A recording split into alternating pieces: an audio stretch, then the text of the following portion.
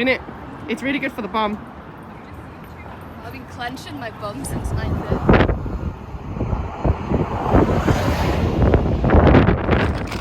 Mikä ihana sää. Those grubby toilets. As long as you're happy.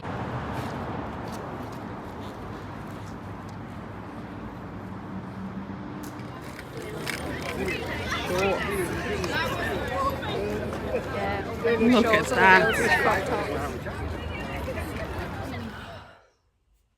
Hyvää päivää, rakas YouTuben maailma. Vieläkö viedään, kuulkaapas, helmikuuta 2021. Jaa. Kohta tulee maaliskuu ja se tarkoittaa sitä, että täällä on vuosi sitten ollut eka lockdown, koronavirus. Ja me ollaan nyt ollaksemme 3. lockdownissa, joka on kestänyt vuoden alusta saakka. Aikaisempi lockdown oli joskus loka-marraskuussa ja sitten sen niin kuin välissä on ollut vaan sellaista, että ei saa mennä mihinkään. Eli oikeastaan ollut kokonaan lockdown ja oli vaatekaupat auki ennen joulua, mutta that's it.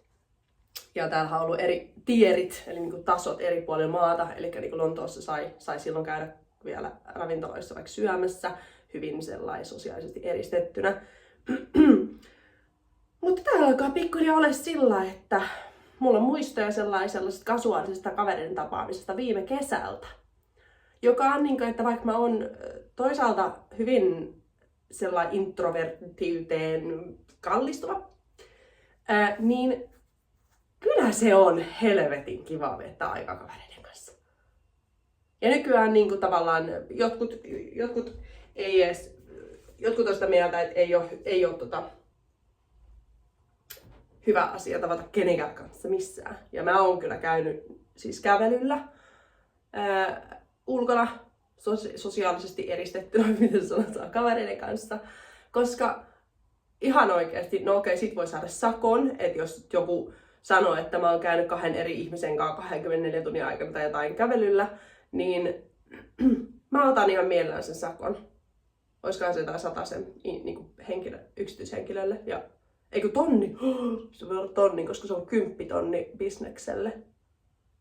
Eli sali on ollut kiinni ties kuinka kauan. Onneksi on asiakkaat, jotka vielä treenaa niin kuin siis videopuhelun välityksellä. Ja se on ihan loistavaa. Nyt mä just mietin yksi päivä, että ennen niin kuin oli kauheasti, että asiakkaat on ehkä kaikki paikallisia. Ja nyt kun aika on tällainen kulunut, ja sinänsä niin kuin, että siis business on ihan sujunut vielä ihan kivasti, niin mulla on nyt asiakkaita Helsingistä, tai siis Helsingissä, sitten Isle of Skye, eli Skotlannissa, sitten paikallisia, eli täällä koillis-englantilaisia. Unohdas nyt jonkun. Ei ole totta. Ja sitten on Northumberlandissa.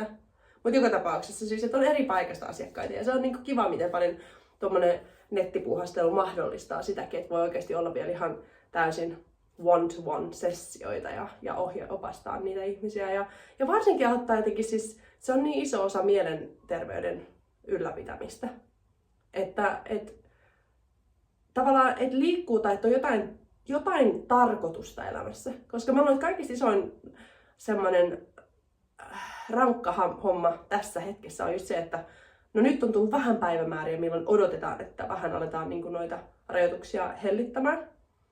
Ja mulla niin kuin salin pitäisi pystyä aukaisee 12. huhtikuuta, ehkä, jos ne aikaisemmat niin kuin suositukset tai ne jutut on siihen mennessä vielä ok. Täällä nyt alettiin rokottaa 40-49 ehkä vuotiaita, tai aletaan pian. Eli rokotussuunnitelma on edennyt tosi kivasti. Ja sitten on myös niinku ihan mun ikäiset, jotka on vaikka ylilihavia, niin niitä on myös tarjottu nyt ainakin tällä alueella rokotukset. Joka on ihan loistavaa, että saadaan niin ainakin nyt hallintaa noiden haavoittuvaisten ihmisten osalta tämä homma. Meillähän siis lähes varmasti mulla ja tytöillä oli koronavirus viime vuonna silloin heti ekan lockdownin alussa.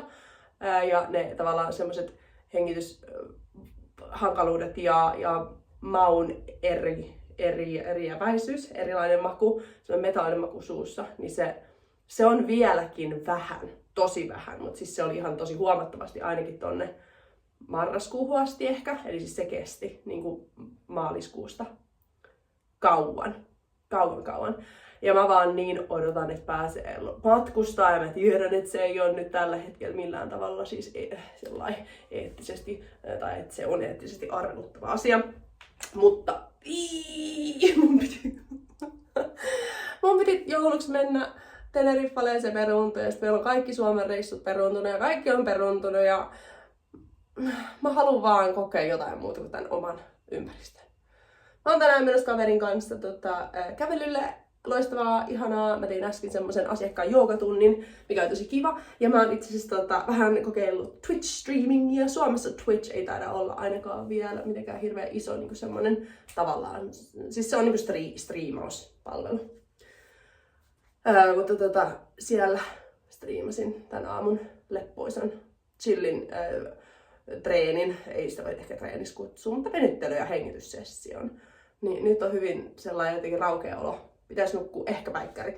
Jos mä teen nyt suunnitelman tuohon PT-sessioon, mikä alkaa puolen tunnin päästä, ehkä mä lähdin vartin vielä nukkumaan. Se olisi kiva. Mutta täällä on ihanan kaunis päivä ja elämä kyllä voittaa ja kaikesta kaikki tulee olemaan ok. Eikä niinku mikään tule palautua ennalleen kuin miten oli silloin joskus. Mutta sitten on uudenlainen elämä ja on oikeastaan tosi kiva. Siis tämähän niin väistämättä aina tulee tapahtumaan niin kuin maailmassa tietyin väliajoin, että pakka vedetään ihan uusiksi. Niin kuin dinosaurukset. Pois meni, voi pieniä. Mutta me ei oltaisi täällä, jos ei olisi tullut sitä meteoriittia. Katsokaa mikä mä ostin joku aika sitten. Meitsi voi DJ näin. Tää on ihan sika hyvä. Mun täytyy, nyt se väärin. Mun täytyy ostaa vaan tai siis saada selville, että miten mä saan niinku siis tähän sellaisia tiettyjä musiikkeja. Mun mielestä olisi aivan ihana fiilis tulevaisuudessa sillä, että mä voin olla huoneen nurkassa soittaa jotain ihan sika hyviä ysäri tunesei, 20-luvun tunesei, eli biisei. Ja sit kaverit voi pitää hauskaa. Se olisi sika kiva. Mut sellainen COVID-update Englannista täällä. Kyllä kaikki tulee olemaan vielä hyvin. Tsemppiä ja chilliä sinne. Mä kuvaan vielä ehkä vähän, kun mä lähden ulos. Katsotaan, mutta jos en, niin moikka. Ja mä en voi uskoa, että mulla vieläkin tulee uusia subscribereita, siis tilaajia, kanavan tilaajia, koska hän kiinaa mitään. Mutta tehän mä. Jos te jatkatte tolla tavalla mua supporttaamista, niin tämä ei lopu ikinä. Ja kaikki hyvin. Mutta hei, mä aloitin. Joo, moi! You don't need to pretend to be anything that you're not. You need to be yourself. Jono jätskikiskalle.